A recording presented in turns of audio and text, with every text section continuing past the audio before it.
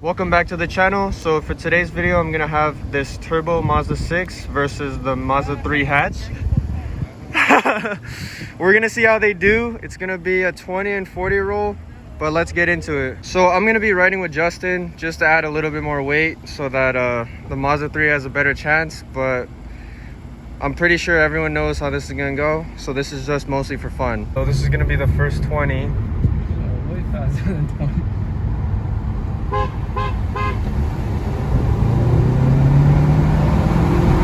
Ay, ay, ay. Ay, ay, ay. Oh, she got a little jump, boy. Oh, shit. Oh, that was a gap.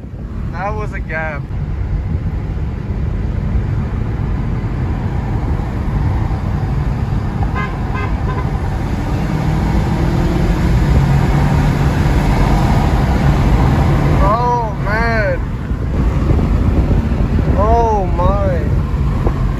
Quite familiar, man. From those races, you could see that the Mazda 3 did very similar to my car. It hung in a little bit better, but honestly, they're about the same speed. So it put at least a car and a half onto the Mazda 3.